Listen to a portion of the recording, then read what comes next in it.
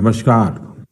मन की बात के इस 98वें में आप सभी के साथ जुड़कर मुझे बहुत खुशी हो रही है। बढ़ते इस सफर में मन की बात को आप सभी ने जन भागीदारी की अभिव्यक्ति का अद्भुत प्लेटफॉर्म बना दिया है। हर महीने लाखों संदेशों में कितने ही लोगों के मन की बात मुझ तक पहुंचती है। आप अपने मन की शक्ति तो जानते ही हैं, वैसे ही समाज की शक्ति से कैसे देश की शक्ति बढ़ती है, ये हमने मन की बात के अलग अलग एपिसोड में देखा है, समझा है और मैंने अनुभव किया है। स्वीकार पारंपरिक खेलों को प्रोत्साहन बात की थी, तुरंत उस समय देश में एक लहर सी उठ गई। प्रधानमंत्री नरेंद्र मोदी ने रविवार को मन की बात कार्यक्रम को संबोधित किया। उन्होंने कहा, मन की बात को आप सभी ने जनभागीदारी की अभिव्यक्ति का अद्भुत प्लेटफॉर्म बना दिया है। आप अपने मन की शक्ति तो जानते ही हैं, वैसे ही समाज की शक्ति से देश की शक्ति बढ़ती है। ये हमने मन की बात के अलग अलग एपिसोड में देखा है और अनुभव किया है, इसे स्वीकार भी किया है। प्रधानमंत्री नरेंद्र मोदी के मन की बात कार्यक्रम को देखने और सुनने के लिए शहर में विभिन्न जगहों पर भाजपा नेताओं ने बड़ी स्क्रीन लगाई, जिसमें सांसद राकेश सिंह सहित अन्य भाजपा नेताओं और कार्यकर्ताओं ने शिरकत की। इस दौरान पीएम मोदी ने ई संजीवनी ऐप लोगों को टेली कंसल्टेशन की दिशा में स्वास्थ्य लाभ अर्जित करने की बात कही। प्रधानमंत्री ने कहा कि तेजी से आगे बढ़ते हमारे देश में डिजिटल इंडिया की ताकत कोने कोने में पहुंच रही है। एक ऐप है ई संजीवनी। इस ऐप से वीडियो कॉन्फ्रेंसिंग के माध्यम से डॉक्टरी सलाह ले सकते हैं। इसके माध्यम से 10 करोड़ मरीज और डॉक्टर के साथ अद्भुत नाता है। इसके अलावा पीएम मोदी ने स्वच्छ भारत अभियान में जनभागीदारी बढ़ाने एवं होली पर्व पर वोकल फॉर लोकल के साथ त्योहार मनाने की अपील की है।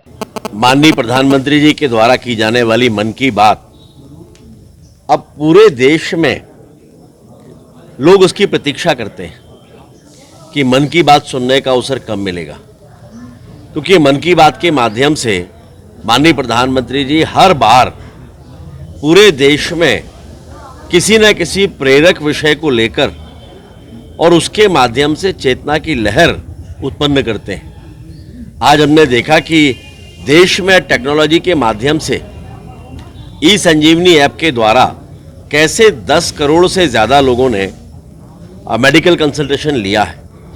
हमने सिक्किम का भी एक उदाहरण देखा। माननीय प्रधानमंत्री जी ने स्वयं उन डॉक्टर से बात की जो दूर दराज के क्षेत्र में रहने वाले लोगों को वीडियो कॉन्फ्रेंसिंग के माध्यम से मेडिकल कंसल्टेशन दे रहे हैं और अनगिनत लोगों की जान इसके कारण बच रही है, उनको चिकित्सकीय सुविधा प्राप्त हो रही है। इसी तरह से देश में हमारी देशभक्ति के गीतों को लेकर जो प्रतिस्पर्धाएं हैं उनके बारे में भी विस्तार से बताया कि पूरे देश के अलग अलग हिस्सों में कैसे लोग अपनी लेखनी के माध्यम से इन गीतों के माध्यम से लोगों में जागृति पैदा कर रहे हैं।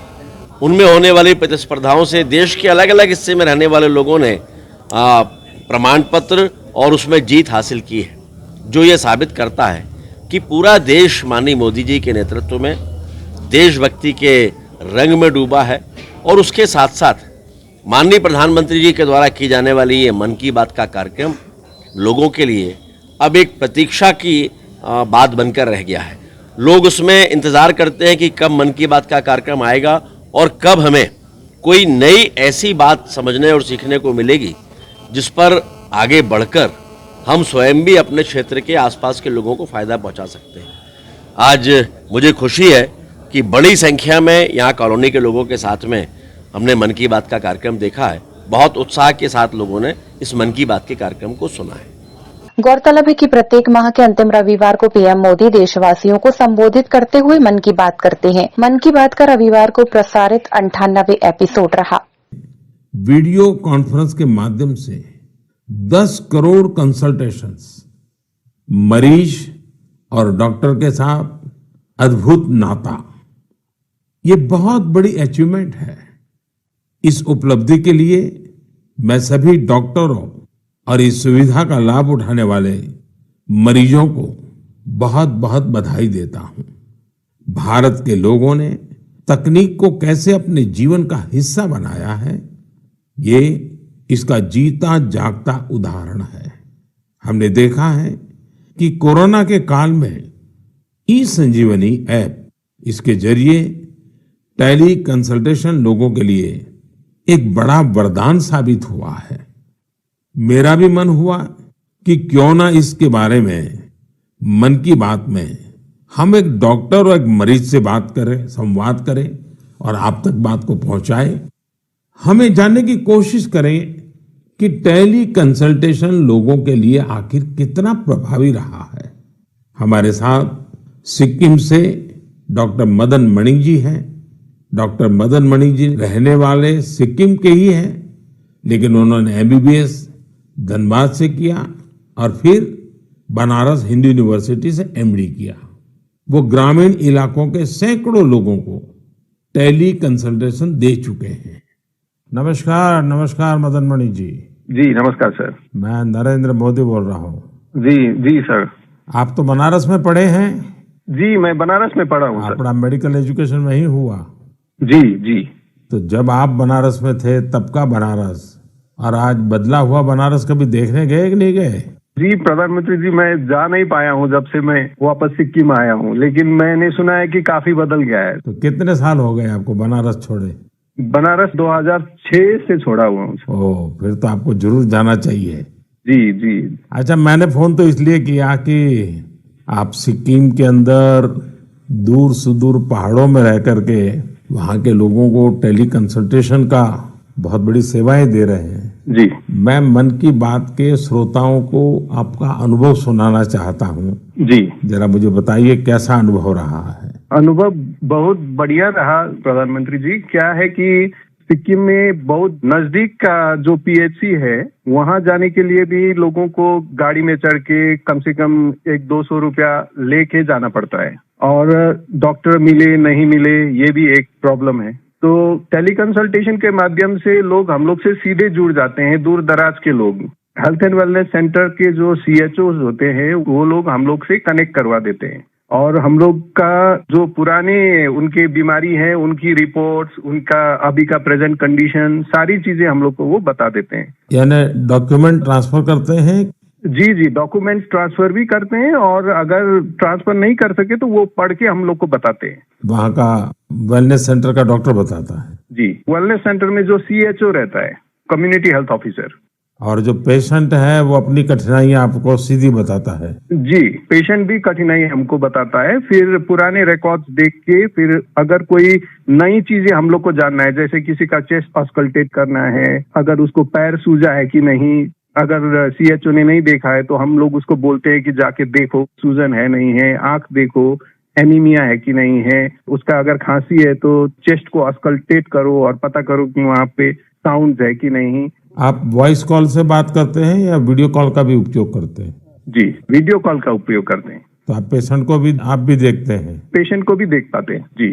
पेशेंट को क्या फीलिंग आता है? पेशेंट को अच्छा लगता है क्योंकि डॉक्टर को नजदीक से वो देख पाता है। उसको कंफ्यूजन रहता है कि उसका दवा घटाना है, बढ़ाना है, क्योंकि सिक्किम में ज्यादातर जो पेशेंट होते हैं वो डायबिटीज, हाइपरटेंशन के आते हैं और एक डायबिटीज और हाइपरटेंशन के दवा को चेंज करने के लिए उसको डॉक्टर मिलने के लिए कितना दूर जाना पड़ता है, लेकिन टेली कंसल्टेशन के थ्रू वहीं मिल जाता है और दवा भी हेल्थ एंड वेलनेस सेंटर में फ्री ड्रग्स इनिशिएटिव के थ्रू मिल जाता है, तो वहीं से दवा भी लेके जाता है वो। अच्छा मदन मणि जी, आप तो जानते ही हैं कि पेशेंट का एक स्वभाव रहता है कि जब तक वो डॉक्टर आता नहीं है, डॉक्टर देखता नहीं है, उसको संतोष नहीं होता है और डॉक्टर को भी लगता है जरा मरीज को देखना पड़ेगा।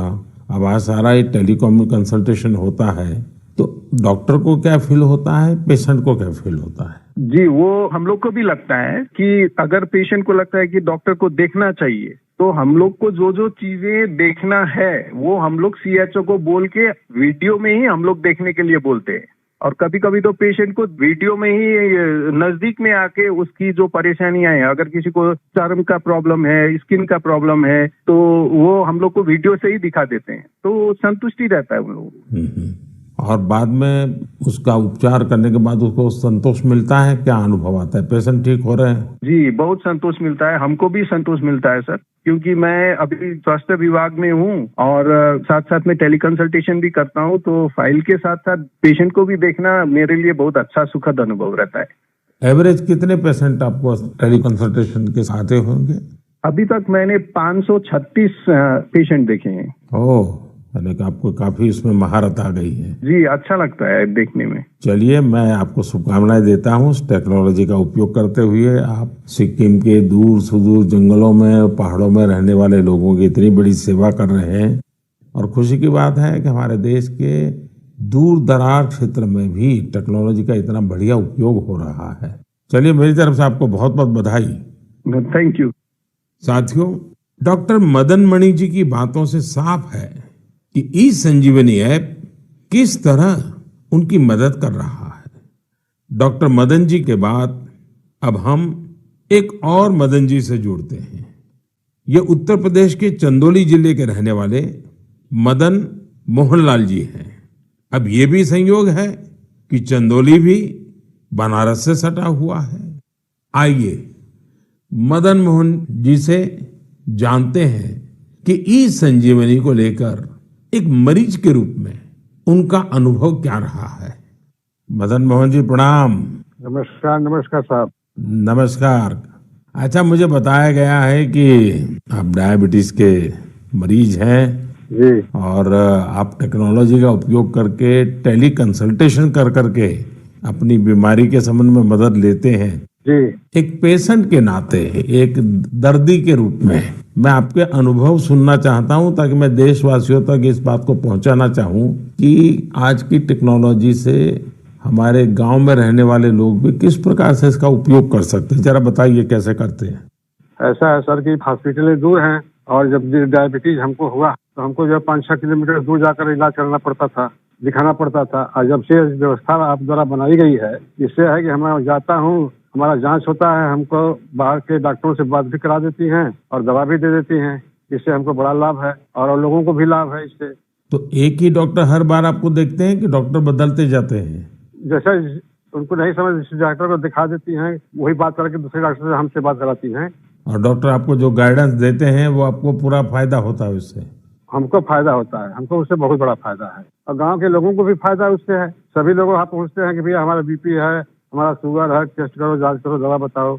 और पहले तो 5-6 किलोमीटर दूर जाते थे, लंबी लाइन लगी रहती थी, पैथोलॉजी में लाइन लगी रहती थी, एक दिन का समय नुकसान होता था। मतलब आपका समय भी बच जाता है और पैसा भी व्यय होता था। यहाँ पे निःशुल्क सेवाएं सब हो रही हैं। अच्छा, जब आप अपने सामने डॉक्टर को मिलते हैं तो एक विश्वास बनता है, चलो भाई डॉक्टर हैं, उन्होंने मेरी नाड़ी देख ली है, मेरी आंखें देख ली है, मेरा जीभ को भी चेक कर लिया है, तो एक अलग फीलिंग आता है। अब ये टेली कंसल्टेशन करते हैं तो वैसा ही फिर संतोष होता है आपको? हाँ, संतोष होता है कि हमारी नाड़ी पकड़ रहे हैं, आला लगा रहे हैं, ऐसा मुझे महसूस होता है। और हमको बड़ा तबीयत खुश होती है कि भाई इतनी अच्छी व्यवस्था आप द्वारा बनाई गई है, जिससे कि हमको यहाँ परेशानी से जाना पड़ता था, गाड़ी भाड़ा देना पड़ता था, वहाँ लाइन लगाना पड़ता था, और सारी सुविधाएं हमको घर बैठे बैठे मिल रही है।